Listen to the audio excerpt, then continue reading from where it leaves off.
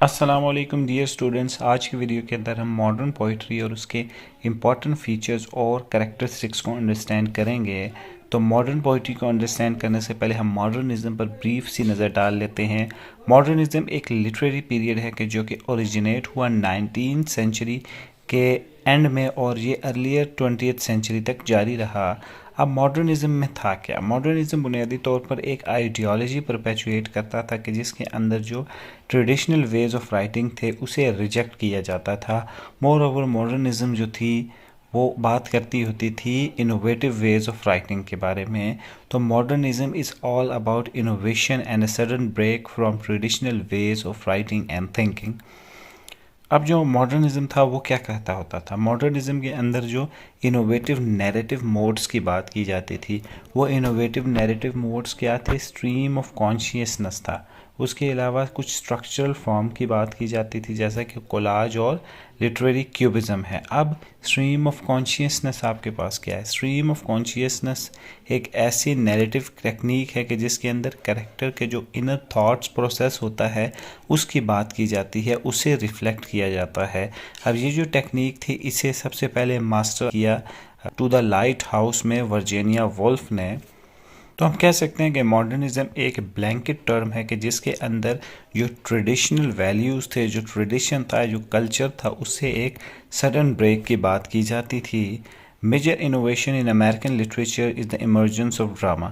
اب ماڈرنزم کے اندر جو امریکن لٹریچر تھا اس کے اندر جو سب سے امپورٹنٹ چیز جو کہ ایمرج ہو کے آپ کے پاس آئی، جو ڈیولپ بھی ہوئی، وہ ڈراما تھا۔ اب جو سب سے امپورٹنٹ چیز ہم نے دیکھنی ہے کہ اس دور کے جو میجر لٹریری فگرز تھے وہ کون سے تھے۔ تو ٹی ایس ایلیٹ آپ کے سامنے ایک امپورٹنٹ فگر تھی جس کا بہت فیمس ورک تھا، ویسٹ لینڈ کہتے ہیں۔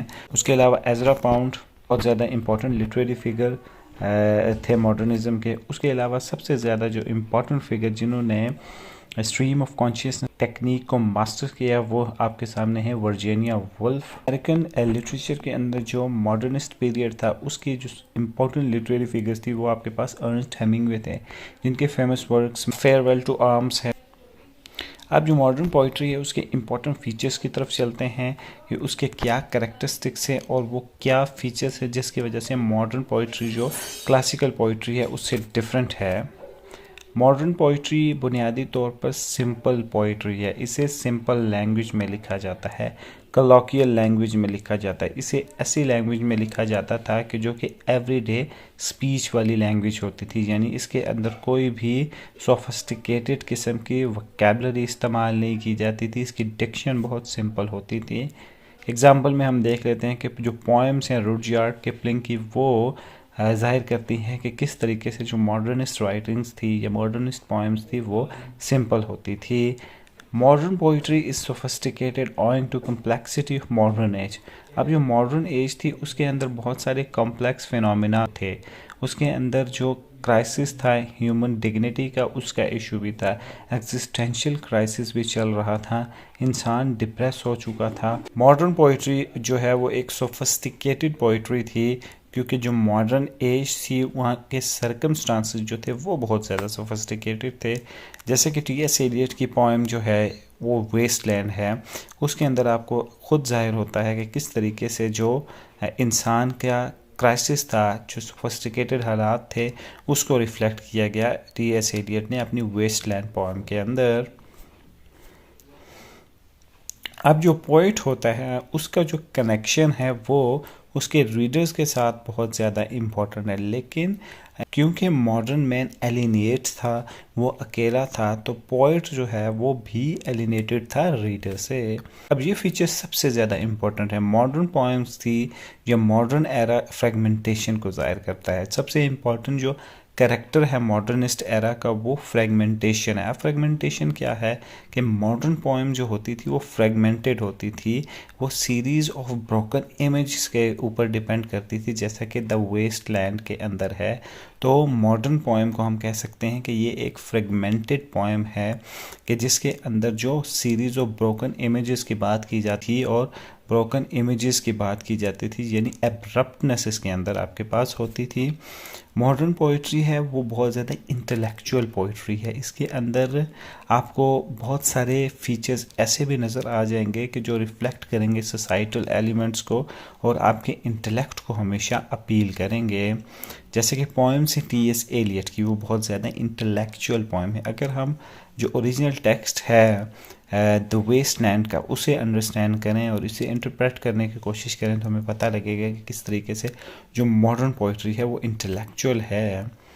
اب جو ماڈرن پوئٹری ہے اس کا ایک سب سے امپورٹنٹ فیچر ہے کہ وہ جو لائف ہے اس کی اگلیسٹ سائڈ کی طرف دیکھتی ہے اور ٹیبو سبجیکٹس کو ڈیل کرتی ہے، جیسے کہ drug addiction, crime and prostitution. اس سے پہلے جو پوئٹری تھی وہ تھوڑا سا ٹریڈیشنلی چلتی تھی، اس کے اندر لافٹی تھاٹس ہوتے تھے اور ایسا تھاٹ پروسیس ہوتا تھا کہ جس کا حقیقت سے تعلق نہیں ہوتا تھا۔ لیکن کیونکہ ماڈرنسٹ ایرا کے اندر جو ہیومن کرائسس آیا تھا تو انسان جو تھا مختلف قسم کی اللیگل ایکٹیویٹیز پرفارم کرتا تھا، تو اسی وجہ سے جو سبجیکٹس تھے انہیں بھی چیزوں سے لیا گیا کہ جو کہ انسان کی ایکٹیویٹیز تھی، تاکہ مزید ریالٹی اور جو ریئل سوسائٹی ہے اسے ریفلیکٹ کروایا جائے پوئٹری سے۔ جیسے کہ پوئمس ہیں ایلن گنسبرگ کی، اس کے اندر آپ کو فیل ہوگا کہ کس طریقے سے جو اگلیئر سائڈ آف سوسائٹی ہے اسے ایکسپلین کیا گیا۔ اب ماڈرن پوئٹری پیسیمسٹک پوئٹری ہے۔ اس کی وجہ یہ کیا ہے کہ ماڈرن پوئٹری پیسیمسٹک اس وجہ سے ہے کہ اس زمانے میں جو کنڈیشن تھی وہ بہت بیڈ تھی مین کی۔ اب پیسیمسٹک سے مراد کیا؟ جب ماڈرنسٹ ایرا آیا تو اس کے اندر پیسیمزم اس لیے آیا کہ ایگزسٹینشیل کرائسس تھا۔ میں آپ کو سجیسٹ کروں گا کہ آپ ایگزسٹینشیلزم ان ماڈرن پیریڈ کو لازمی اسٹڈی کریں اور اسے لازمی انڈرسٹینڈ کرنے کی کوشش کریں، آپ کا جو کانسیپٹ ہے وہ بہت زیادہ کلیئر ہوگا۔